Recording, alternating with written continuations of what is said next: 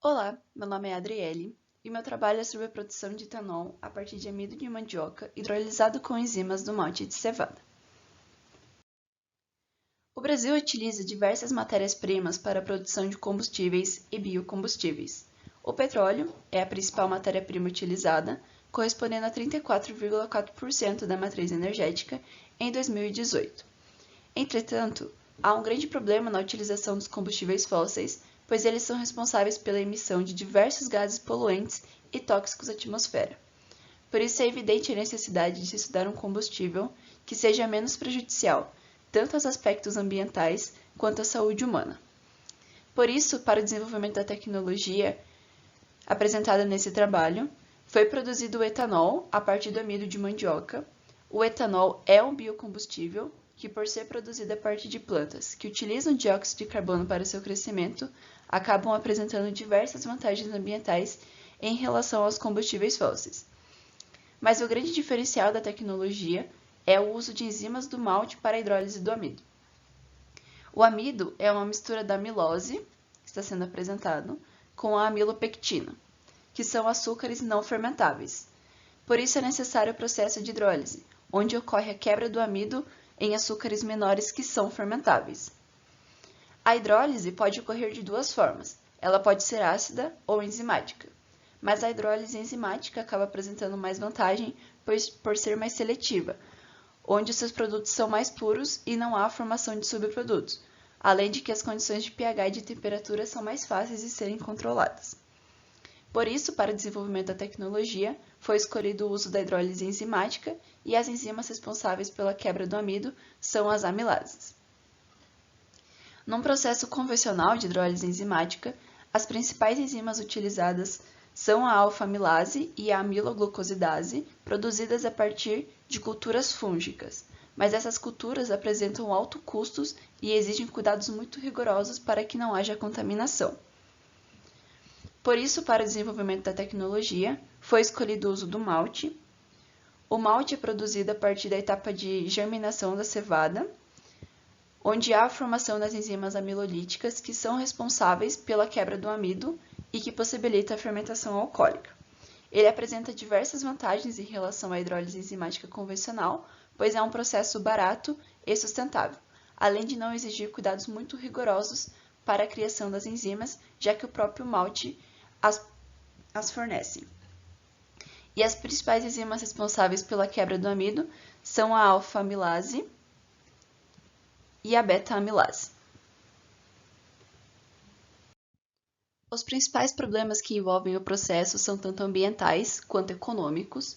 Os combustíveis fósseis são responsáveis por diversos danos ambientais, como a intensificação do efeito estufa e a chuva ácida, mas há também aspectos ambientais em relação à produção de etanol a partir da cana-de-açúcar, onde, quando há um aumento da produção de etanol, se faz necessário também um aumento da área de plantio, o que acaba gerando uma certa concorrência com as áreas de preservação ambiental, o que não é interessante ambientalmente.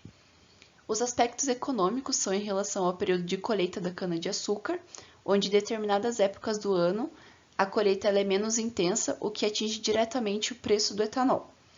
Além de que a intensificação de apenas uma matéria-prima age diretamente na alteração do valor dela, como foi visto nos Estados Unidos, onde a principal matéria-prima para a produção de etanol é o milho, e foi visto que de setembro de 2006 a janeiro de 2007 houve um aumento de 61% desta commodity.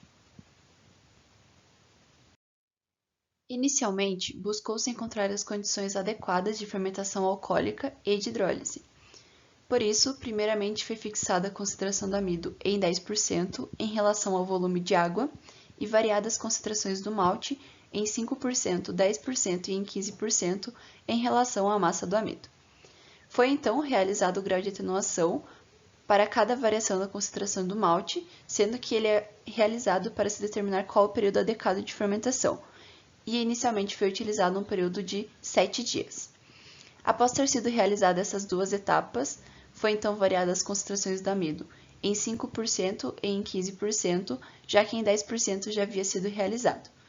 Determinado então as concentrações de malte e amido, foi variada as concentrações da levedura em 1 grama por litro e em 5 gramas por litro, e foi encontrada a melhor condição de fermentação alcoólica e hidrólise, e foi então realizada a caracterização da amostra.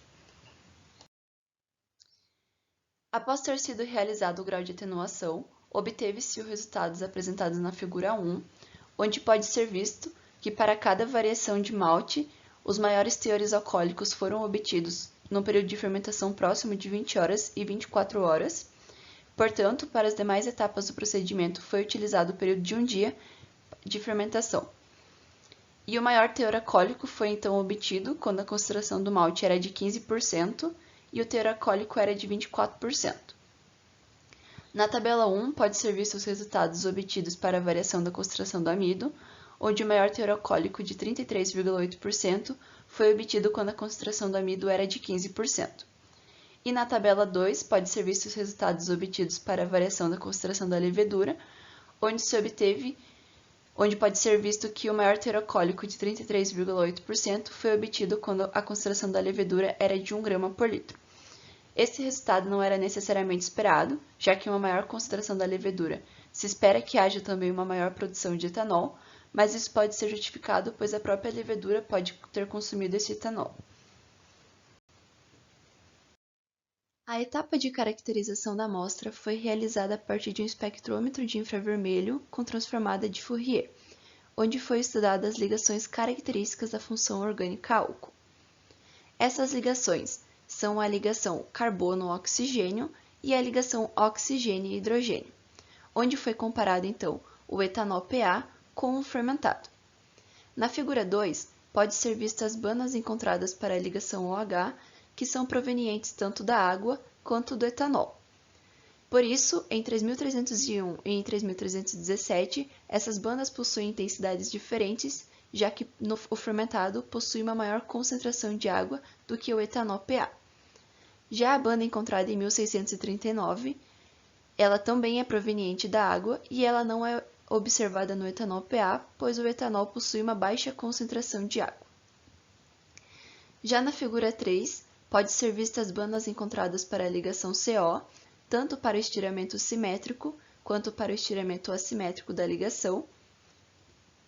E essas bandas também possuem intensidades diferentes, já que o etanol tem uma maior concentração de álcool do que o fermentado. Mas dessa forma, é possível confirmar que existe a presença da função álcool no meio e, portanto, o mosto é capaz de produzir o etanol. Potencial de mercado e diferencial competitivo. A produção brasileira de etanol dos anos de 2018 a 2020 vem crescendo e somente no Brasil é produzido em média 400 mil litros de etanol por dia. A produção mundial de etanol é de aproximadamente 40 bilhões de litros e 70% da produção corresponde ao Brasil e aos Estados Unidos.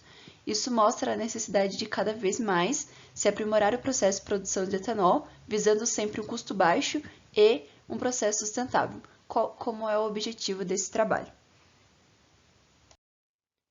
Portanto, foi determinado ao longo do projeto que o mosto é de fato capaz de produzir o álcool etílico a partir do amido de mandioca e seria viável substituir a cana-de-açúcar por esta matéria-prima para a produção de etanol.